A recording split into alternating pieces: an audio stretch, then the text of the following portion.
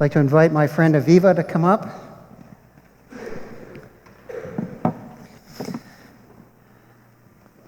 Aviva is on the staff of Essex County Community Organization, an interfaith group that advocates for the well-being of our sisters and brothers on the margins and advocates for fairness and solidarity.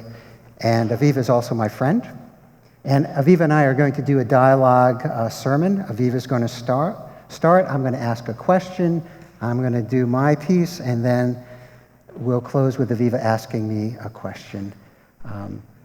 Aviva is from Berkeley, California, and gives me great hope for the future of working for justice. Thank you so much, Pastor Kent. And thank you both, Pastor Kent and Bill, for working so hard to make it possible for me and Oliverio and Mary Ann to be here today. So again, my name's Aviva. I'm a community organizer with ECCO, the Essex County Community Organization. And I feel so warmly welcomed today. So I'll just share a little more about ECCO. We are a diverse network of about 40 faith congregations and organizations across the North Shore, and we're working to build relationships across race, class, and faith lines to put human dignity at the center of public life. In the last 2 years, we've worked on historic criminal justice reform in Massachusetts. We've played a really key role in passing the $15 minimum wage. And one thing you might have heard about recently is that in August, we held a 70-mile immigrant justice pilgrimage where clergy and lay leaders were marching from Boston to a detention center in Dover, New Hampshire, calling upon our leaders to end the suffering caused to so many of our immigrant siblings in our current immigration system. So today I'm going to speak a little more about immigration. And I'm Jewish, so I'll speak from the perspective of my tradition. I just wanted to start by reflecting for a moment on the passage from the Old Testament, or the Torah for me, that we just heard, where the Israelites had just escaped years of slavery and bondage in Egypt. They finally think they're free when they see that the Egyptians are actually coming after them again. And they're able to stand firm, and God stands firm and protects them and overcomes the Egyptians. But I think that experience of unknown, of like, oh, I finally just escaped and now something else is coming for me, is really a key that the text gives us to understanding the vulnerability of immigrant experience. And if you come to our forum later, you'll actually hear Oliverio share about a very similar experience that he had much more recently. And in Jewish tradition, there's a lot of stories like this, of wandering and fleeing. And so Jews are really commanded to have great compassion for what we call ger. Ger, it's often interpreted to mean the stranger, right? Love the stranger, love the alien. But in close reading of the text, a lot of Jewish scholars actually say that ger aligns most closely with a person who sojourns, or a person who's afraid. And my own family history also really aligns with that interpretation. My family came to the United States between World Wars I and II, fleeing from increasing anti-Semitism and pogroms, which were essentially attacks of violent vandalism on their homes and businesses. And my family were actually very lucky. They came here before the Holocaust. And today, with our immigration laws, my family probably would have been turned away at the border. But for a lot of the people who I grew up with, whose families actually came a generation later, they came here narrowly escaping a genocide. And I actually have friends who wouldn't even be alive today if somebody hadn't gone against the orders of the government to shelter their ancestors during that critical time for them. So that's some of the story of my family. And I think that really is connected to the stories of our own tradition of people wandering, being sheltered, fleeing in time of need. And it speaks to the fact that leaving your home is really hard, right? We don't do that often for fun. We don't travel far to another country for the fun of it. There's a poet I love named Worcestershire who writes, "No one leaves home unless home is the mouth of a shark." And I think that speaks a lot to some of the folks who we're seeing immigrating to our country today. We see that people come here after foreign wars and incursions. People come here when intense labor demands in the US make it hard to work in their country and easier to work here. But today, the messages that we hear about immigration are really different from the messages that we hear in our sacred texts, right? So I just named some of these. I know we know them. We hear that people come here because they want to disrupt our lives. We hear that they want to take our jobs. We hear that they might want to commit crimes or even acts of terror. And these narratives really bring up a lot of fear, even though that we know that they're actually not factually accurate. So just to give you a little bit of factual stuff on this, in 2016, an institute called the Cato Institute studied, do immigrants have higher rates of terrorist acts? And they found no. Over a 40-year period, the chance of an American perishing in a terrorist attack on US soil that was committed by a foreigner was 1 in 3.6 million per year, and by a refugee was 1 in 3.64 billion per year. By an undocumented person, it was 1 in 10.9 billion per year. So those are much lower rates than by people who are native born. But still, these narratives really persist in really strong ways. And they become the dominant narrative that really affects people's lives. And so I just wanted to say that I don't know, why each of you are here today in church, but I know that for me, when I go to services, whether it's my own congregation or visiting somebody else's, I really come because I need to be reminded that the way the world is now isn't the way that the world has to be, and that our traditions give us kind of a template for what a different world could be like. And one thing from my tradition, there's a concept called pikuach nefesh, or preserving a life that's in danger. And the idea is that when there's a situation where somebody's life is actually in a moment of danger, Jews are required to break other commandments or laws in order to safeguard that life. And that makes me think about those righteous people who made the choice to break the law, to perform acts of civil disobedience in order to preserve the lives of Jewish people during World War II, so that the next generations could live.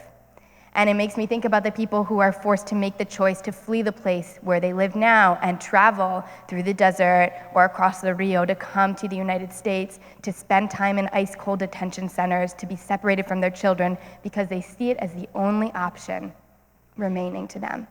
And they choose this concept of pikuach nefesh, of acting to preserve the life of their family. And so I'm here, I'll share more later too, but I'm here to share about, at ECCO, what we do is we do work to really be led by people who are closest to the pain. So in this case, in immigration, being led by our immigrant neighbors. And we hear our immigrant neighbors asking for protection, for policy reform, yes, but also for protection right now, that we can't wait, that we have to figure out how to act like the beloved community now in this moment. And so we've embarked on this project of sanctuary, of creating a network to physically shelter an undocumented person or family inside of a faith congregation. And there's one congregation, which Marianne belongs to, the Unitarian Universalist Church of Greater Lynn, who has offered to become the physical space. And so right now we're in the process of welcoming other congregations. If people in those congregations want to volunteer, want to be a part of a network of sanctuary to support undocumented people, we're letting folks know that this is happening and that you can join. And it's immediate support for one person, but it's also a growing movement to say, we don't want this to be the story of our country anymore. So now I'd like to welcome Pastor Kent up to share too. So a question, Aviva, what's one of the things, you do a lot of work walking alongside people, undocumented neighbors. What is a story of hope that comes to mind, something that gives you encouragement? Yeah, it's a great question. One of our leaders, her name is Blanca. She is someone who came to ECCO at a time when she was facing a deportation order, and she was in an extreme crisis. And we put out a call to the clergy list, and a lot of folks responded, including Pastor Kent. And she was completely floored. We went to her check-in at Immigration and Customs Enforcement, and there were like 10 or 15 clergy members who were there with her and went into the office with her and stayed with her. And she was able to get a stay on her deportation order and put her case back into process.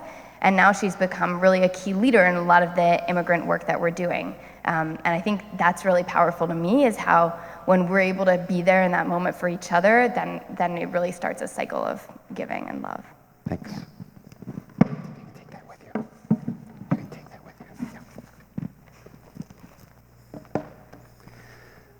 So what about for those of us in the Christian tradition? We claim the Hebrew Scriptures, and we also claim the stories of the New Testament. So the Christmas story that Rick began to read for us, we usually stop with the wise men laying their gifts before the baby Jesus. And then we light our candles and we feel warm and fuzzy inside, but we don't tell the rest of the story oftentimes. The rest of the story is King Herod, who heard the rumor that this baby might be the Messiah, the ones that the people of Israel had been waiting for, and that King Herod, who was this psychotic king, a puppet king of the Roman Empire that had conquered the people of Israel, there was the fear that this king would kill this baby. In fact, the rest of the story is that the king ordered that all baby boys 2 and younger in Bethlehem, their life be ended. And so Mary and Joseph heard the story. They knew what King Herod was capable of, and so they fled to Egypt. They fled to a place out of desperation. Because as Aviva said in the words to the poem, no one flees their home unless they feel that they are in the mouth of a shark. If you were Mary and Joseph, and you were worried that your infant son's life would be taken, what would you do? What would you be willing to do? Would you not, like Mary and Joseph, also be willing to flee your homeland and to go to a distant land with the hope that you would be taken in? I think of a friend, Robert, who saw the banner on our church that says immigrants and refugees welcomed. And he took us at our word. He came in, he was from the Congo. And he fled the civil war that has been going on for 17 years in the Congo. And he came in and he spoke only French, which is the language of the Congo where the people had been colonized many, many years ago. And he said that he was worried about his daughter, who was very ill, and living with him here in Beverly. And he told me of how he rode his bicycle 7 miles to get to a restaurant in the North Shore and to wash dishes, and how he was there without documents, that he fled the war. And he didn't know how to make ends meet, and he felt isolated from his family back in the Congo, but he knew if he went back to the Congo, his life would be at risk because of the war.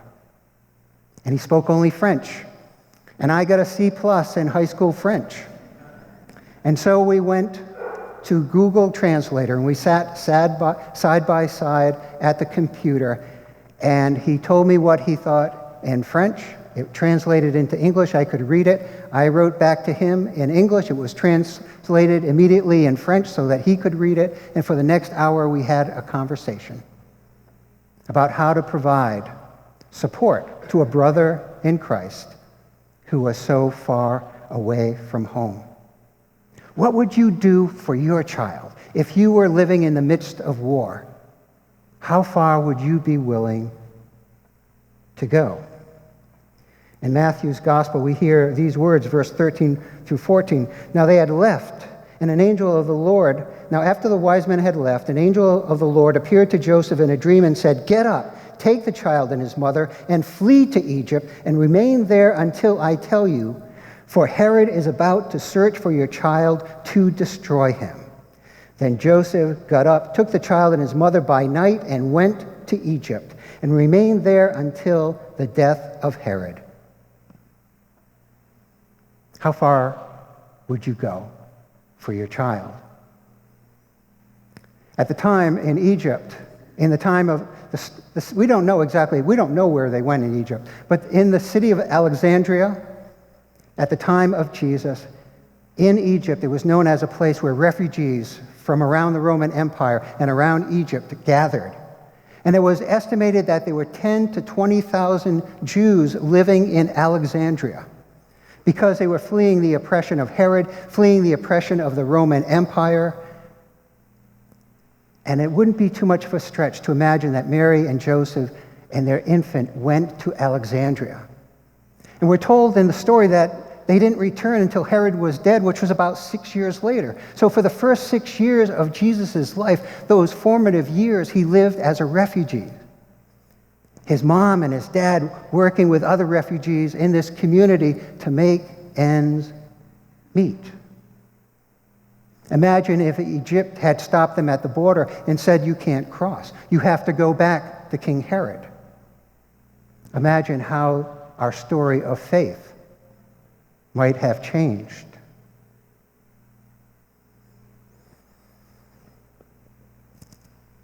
And so we come to today.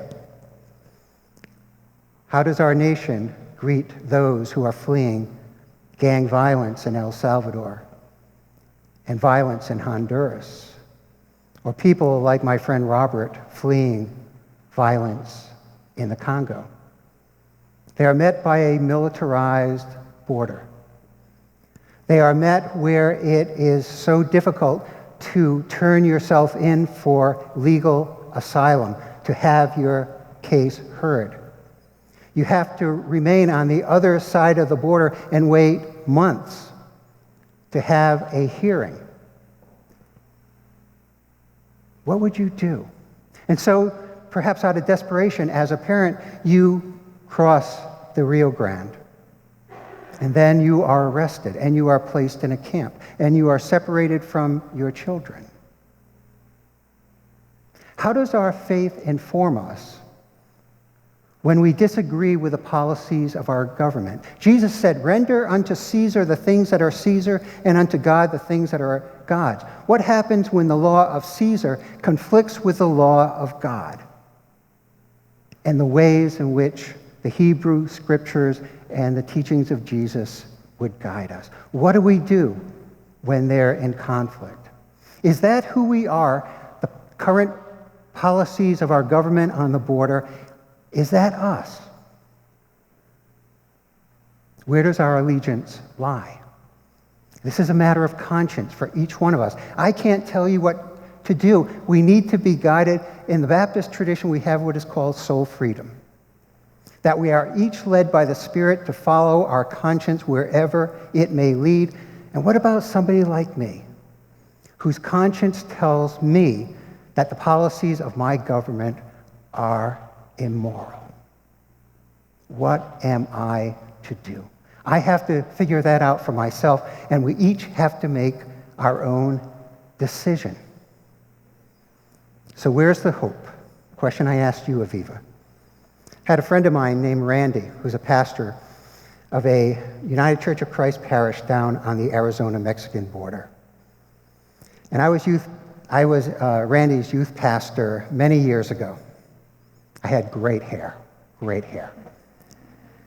And what Randy has done for the last 20 years, his congregation on the Mexican border, is they go out and they put water in the desert for people who are crossing.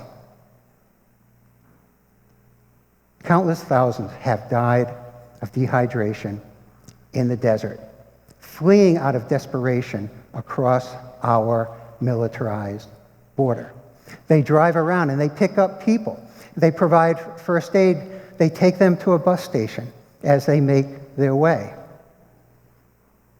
Not too long ago, the Border Patrol, during the government shutdown last winter, the Border Patrol families were not being paid.